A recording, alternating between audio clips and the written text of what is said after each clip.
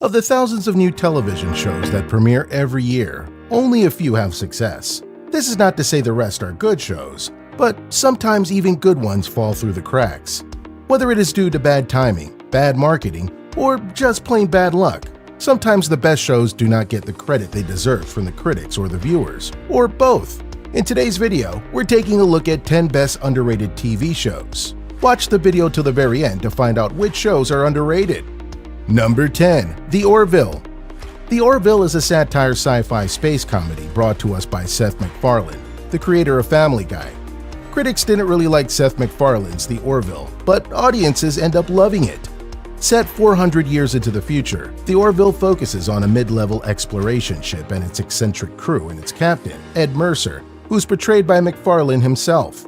Good comedy science fiction is difficult to come by, but luckily, The Orville isn't all about laughs. It's more of a love letter to Star Trek: The Next Generation than anything else. The first season is a little rough and has some stupid contemporary humor. Why would anyone remember pop cultural references from 2020, 400 years from now? But by season 2, it's solid campy sci-fi goodness. Many die-hard TNG fans consider The Orville the closest thing to the classic series, and that's including the new Star Trek show like Picard and Discovery. The show originally aired on Fox but was moved to Hulu for its 3rd and 4th seasons. Number 9. Preacher. The AMC channel rarely disappoints. The same channel that brought us Breaking Bad and Better Call Saul and The Walking Dead has a reputation for making gritty and compelling television. Preacher, which premiered in 2016, was no different. Based on the cult hit comic book, Preacher is about an alcoholic preacher who ends up housing a strange supernatural entity inside of him. Now possessing a strange new power, Preacher sets out to find God himself and brings along a vampire and a murder ex-happy girlfriend.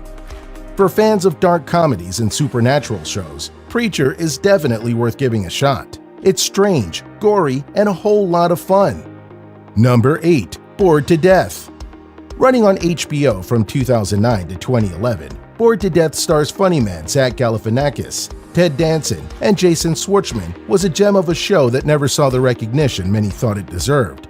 The HBO-produced comedy show featured an all-star cast and was about a struggling author and unlicensed private eye who, after his girlfriend dumps him, puts an ad on Craigslist offering his detective services. Despite the cast, Bored to Death flew under the radar and failed to capture an audience beyond Season 3. It's a small show with a laid-back indie feel and an odd cast of characters. And of course, the acting is wonderful. Number 7. Longmire. Longmire is a murder mystery crime show set in a rural Wyoming town, and Robert Taylor playing Walt Longmire is the lead character. Longmire is a heartbroken man still grieving over the sudden death of his wife trying to piece his life back together while solving crimes. It's easy to overlook Longmire as another paint-by-numbers network crime show, but it's not. It's a smart show with great acting, fantastic cinematography, and clever writing. Far less slick than Justified, Longmire settles into the good old-fashioned Western TV show feel that would be downright cozy if it weren't for all the murder. Number 6. Love, Death, and Robots. Love, Death, and Robots is an anthology series of short 6 to 17-minute animated episodes that all involve sex, death, and/or robots. What more could you ask for? It's the spiritual successor to 1981's Heavy Metal. So if you like that film, you'll definitely love this show. Love, Death, and Robots is a quick and extremely entertaining show that can be binged in about 2.5 hours. It's a fresh and fun take on the adult imagination genre that deserves more buzz. Number 5. The Tick. The Tick was one of the freshest comedies of 2016, but its large budget couldn't justify its viewership, which we assume was rather small since Amazon canceled the show after just 2 seasons. While The Tick is completely dead, there's a lot of fun to be had in its 22 short episodes. Number 4. Mr. Robot. Mr. Robot is like Fight Club, only with more hacking and less fighting. The show centers on an alienated, cynical young security engineer who's recruited by an anarchist hacking group. Their mission: destroy all debt records from the world's largest bank. Mr. Robot is a critically acclaimed show that started with a viewership of 1.2 million viewers, but petered out with just a .32 rating by the end of its run. It deserves more attention. Number 3. Don't Trust the Bitch in Apartment 23. Don't Trust the Bitch in Apartment 23 stars Kristen Ritter as an obnoxious party animal who pays for her apartment by continually searching for roommates, demands upfront payment, and then forces them to leave. But when her next roommate, Dreama Walker, decides to stick around, the two form a friendship. Don't Trust the Bitch in Apartment 23 features a hilarious performance by James Van Der Beek, who parodies himself as a man trying to revive his dying acting career. Viewership dropped throughout the second season, and NBC canceled the show mid-season, shoving the remaining unaired episodes on streaming. Number 2. Ben and Kate. One of the short-lived comedies that, in hindsight, had one of the most A-list creative teams imaginable, Ben and Kate is worth seeking out. Starring a pre-50 Shades Dakota Johnson, Oscar-winning screenwriter Nat Faxon, and extremely funny British comic Lucy Punch, and featuring Lorraine Scafari on its writing staff, Ben and Kate revolved around two adult siblings living under one roof. From a simple sitcom premise, it evolved into a rich, human, and wonderfully silly ensemble comedy. It was canceled after 16 episodes, despite the talent at work must have left Fox Television kicking themselves. Number 1. It's Always Sunny in Philadelphia. Now officially the longest-running live-action sitcom in the history of television, It's Always Sunny in Philadelphia entered its 14 seasons this year and remains as topical as it was when it first aired in 2005.